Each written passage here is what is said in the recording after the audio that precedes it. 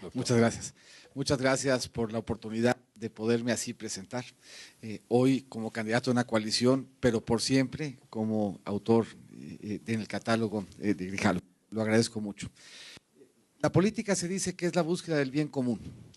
Y el bien común traducido en términos de lo que hoy está en juego es que nuestras familias estén mejor.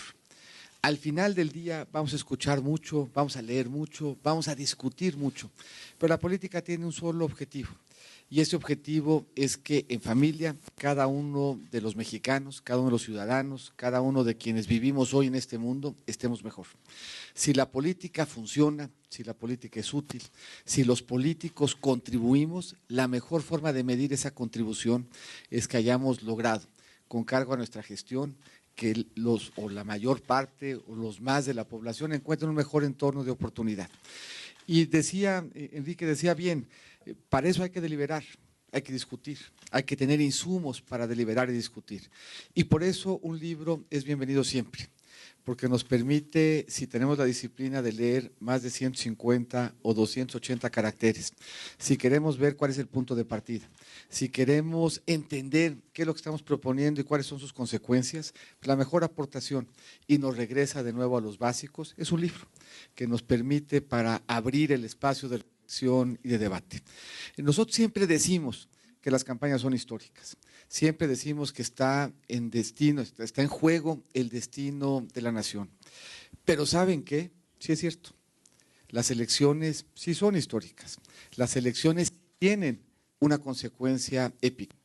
Las elecciones sí tienen consecuencias. Y las consecuencias se sienten en las familias. ¿Qué queríamos decir y por qué reflexionamos el título? Buscamos entre muchas alternativas, revisamos diferentes formas de frasear lo que queríamos comunicar con el libro. Nosotros aspiramos siempre, ahora ya como autores publicados, a que nuestro libro sea leído, sea estudiado, sea discutido, sea objeto de análisis. Pero lo que estamos seguros que la gente va a leer es el título. Y por eso era importante escogerlo bien y que el título resumiera y transmitiera lo que queremos que el libro sea y diga. Y después de revisar muchos, ahí están en pantalla los distintos títulos, los 5 finalistas, pensamos que el que mejor transmitía lo que queríamos lograr con el libro es el que escogimos, El México que merecemos, mi visión para transformar nuestro país con orden y rumbo. Y nos parece que ese título resume bien lo que queremos porque manda 3 ideas. La primera es un reconocimiento a que este ha sido un esfuerzo de los mexicanos. Este proceso de transformación, en un proceso en el que hemos estado inmersos todos, gobierno y sociedad, partidos políticos y ciudadanos, en un México que hemos venido construyendo todos y respecto del cual hoy hacia adelante tenemos un punto de partida. Un segundo elemento que el título del libro transmite, es que esta elección, como todas, es una elección de cambio. Lo que escojamos nos va a implicar hacia adelante que vivamos diferente. Y la pregunta es cuál es la transformación que queremos, cuál es el cambio que a través de nuestro voto queremos empujar. Y lo tercero es que este libro ofrece una propuesta, una idea y una visión de cómo podemos lograr ese cambio y por qué. ¿Dónde pensamos que estamos parados? ¿Cuál es nuestro diagnóstico? ¿Cuál es el punto de partida y hacia dónde queremos caminar? Voy a hacer algo que no debía uno de hacer en campaña, porque se me ha explicado muchas veces que la campaña es de emociones, que la campaña no es racional, que la campaña tiene uno que transmitir y que vibrar, pero yo estoy convencido de que uno en la campaña puede lograr transmitir y emocionar con razones. Y ninguna razón más poderosa que explicar por qué lo que está en juego en esta elección es el futuro de nuestras familias. Y por qué lo que queremos lograr en esta elección y con esta propuesta es eliminar el riesgo que enfrentan nuestras familias de un mundo complicado, de un mundo cambiante, de un mundo con muchos retos, en donde todos los días en México enfrentamos esa incertidumbre y buscamos sortearla para que a nuestras familias les vaya bien. ¿Por qué esta elección es épica? ¿Por qué lo son todas? ¿Por qué vale la pena que reflexionemos? Ese es el mundo en 1910. Y es el mundo resumido en 2 variables, que son una buena forma de explicar qué queremos decir por bien común. Sin pretender ser exhaustivo, lo que ahí vemos es que en 1910 se vivía poco y se vivía mal. La esperanza de vida en el mundo era de 34 años en promedio y la gente no tenía tolerancia a quien nos ofrecía un vaso de agua.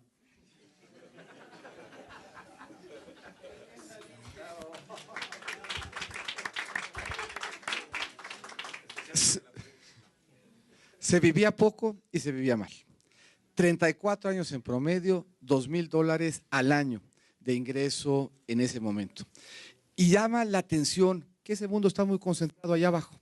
La verdad es que en términos generales se vivía en todo el mundo en esas condiciones. Sí había algunos países que destacaban, que tenían un poco más de esperanza de vida o que generaban un poco más de ingresos.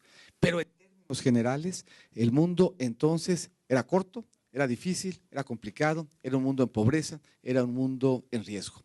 Y en ese mundo, como decía Enrique, había democracia. Democracias imperfectas, pero democracias que nos fueron a llevar a escoger gobiernos. Gobiernos que nos propusieron políticas y políticas que tuvieron resultados. Resultados que podemos medir en un arco narrativo más amplio en dos variables fundamentales. Después de que cada uno de estos países fue yendo a las urnas, fue tomando definiciones, podemos ver si esos países vivían o no mejor, si tenían más salud y más ingresos, en cuyo caso fueron escogiendo bien sus políticas públicas y sus gobiernos, o si por el contrario, las decisiones que fueron tomando los fueron llevando a seguir viviendo poco y mal. Y ahí vamos a ver literalmente en un minuto la historia del mundo desde 1910. Y vamos a ver cómo evolucionan los diferentes países. Cada uno de ellos representado en ese círculo, el tamaño del círculo, el tamaño de la población, se ve la Primera Guerra Mundial, se ve la crisis del 29, se ve cómo el mundo empieza a despegar después de la Segunda Crisis Mundial y se empieza a ampliar la gama de resultados. Algunos países van muy bien. Países como India, China, no solamente no iban bien, sino que retrocedían. Se da el desarrollo estabilizador, el gran brinco de India y China, las diferentes crisis en México y en el mundo, y llegamos al México de 2015. ¿Qué llama la atención en este recorrido? Es un mundo muy diverso. Hace 100 años, poco y mal. Hoy, países que viven mucho y muy bien y países que viven como hace 100 años. Vale la pena entender por qué algunos países viven mucho y bien y por qué algunos países siguen viviendo poco y mal. Lo primero que llama la atención de esta historia del mundo es la dispersión. Los resultados han sido muy diferentes para los distintos países. La distancia entre los que les ha ido bien y los que les está yendo mal se ha incrementado. Eso implica una segunda pregunta. ¿Qué podemos aprender de esa experiencia en términos de por qué a los países les ha ido bien o les ha ido mal? Y la respuesta a esa pregunta es que los países han tomado diferentes decisiones en temas que son medulares. ¿Cuáles son los temas medulares? Y podríamos haber escogido otros. Y a este libro le falta segunda y tercera edición, en donde tenemos que hablar de cultura, de lo digital, en donde tenemos que hablar de muchos otros temas. Pero fundamentalmente estos explican buena parte de la diferencia entre los países que les fue bien y los países que les fue mal. ¿Cuáles son esos elementos que explican esas diferencias? Algo que se oye muy abstracto, pero que es muy importante, que tengamos Estado de Derecho. El Estado de Derecho medido en diferentes dimensiones importa. Y lo que ahí vemos es que mientras mejor y mayor la calidad del Estado de Derecho, a los países les va mejor. Los países que viven como en 1910 tienen una calidad de Estado de Derecho baja. Los países que son potencia tienen un Estado de Derecho que funciona. Los países que combaten la pobreza les va mucho mejor que los países que no la combaten. Los países que siguen viviendo como en 1910 son países profundamente desiguales y excluyentes. Los países que son potencia son países que incluyen y que equilibran a través de su política pública. Los países que dan espacios de libertad para la posibilidad de hacer negocios les va mejor que a los países que siguen teniendo rigidez y que se sigue desde el gobierno diciendo a los particulares cómo, dónde, cuándo invertir, a qué precio vender, qué pueden hacer y qué no pueden hacer. Los países que le apuestan a la educación son países que les va mejor que los países que tienen malos sistemas educativos, siendo la educación un derecho que nos abre la posibilidad de otros derechos. Los países abiertos, los que comercian, los que buscan lo mejor del mundo para traerlo al país y llevar lo mejor de su país para ofrecerlo en el mundo. Les va mejor que los países que están cerrados.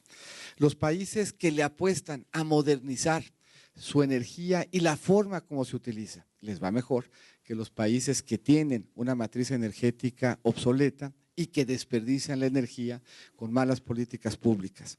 Y en general, los países que le abren la puerta y que apoyan la inclusión de las mujeres, les va mejor que los países que siguen teniendo políticas públicas que abundan, que agrandan, que hacen más amplia la brecha entre la participación del hombre y la mujer.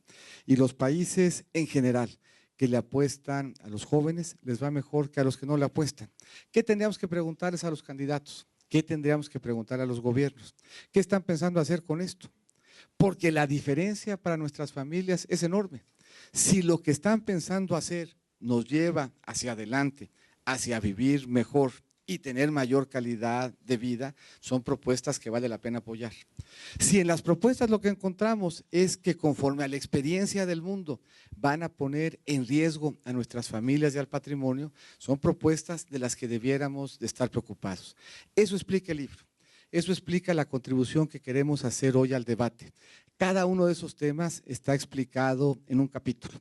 Cada uno de esos temas lo van a encontrar en el libro reflejado.